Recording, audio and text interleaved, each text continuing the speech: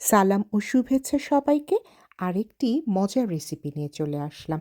আজকে আমি মাগুর মাছ বা ক্যাটফিশ রান্না করব। প্রথমে আমি মাছগুলোকে ১ চামচ লবণ, হলুদ আর মরিচ দিয়ে একটু মাখিয়ে নিব। তারপর বড় একটা ফ্রাই প্যানে আমি মাছগুলো সব ভেজে নেব।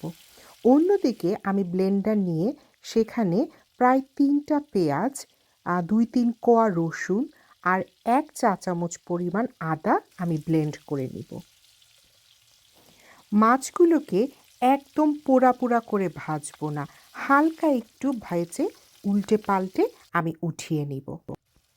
আলুগুলোকে আমি লম্বা লম্বা ফালি করে কেটেছি, সেগুলো যে তেলটা ছিল সেটার মধ্যে একটু আমি হালকা ভেজে নিব।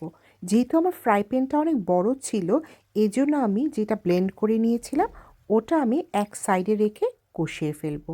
সাথে আমি ১ চা চামচ করে হলুদ, মরিচ, ধনিয়া, জিরা অ্যাড করব। আপনারা যদি ছোট ফ্রাই প্যান ইউজ করেন তাহলে প্রসেসটি একটু অন্যভাবে করতে পারেন। যেমন মশলাগুলোকে আগে কষিয়ে তারপর আপনি আলুটা দিতে পারেন।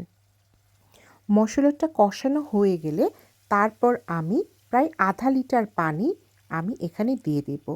জাস্ট এনাফ হবে এটা সিদ্ধ হবার জন্য এবং কিছু গ্রেভি থাকার জন্য। ধনিয়া পাতা অনেক বেশি কেনা হয়ে গেলে সেগুলো আমি ফ্রোজেন করে ফেলি।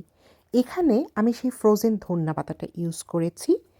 যখন আমি দেখলাম যে আলুগুলো প্রায় সিদ্ধ হয়ে গিয়েছে, তারপর আমি যে ভাজা মাছগুলো রেখেছিলাম সেগুলোকে আবার বসিয়ে দিলাম।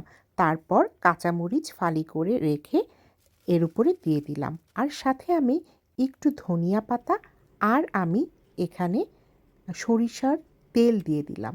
গন্ধটা কিন্তু দারুণ হয়েছিল।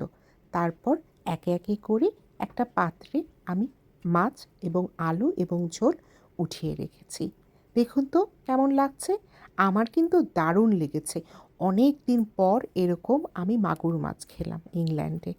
একদম মাছটাও ছিল বেশ ভালো আর ফ্রেশ, খেয়েও অনেক তৃপ্তি পেলাম। আপনারা কিন্তু বানিয়ে দেখবেন আর কেমন হলো আমাকে জানাবেন। ভালো থাকবেন সবাই।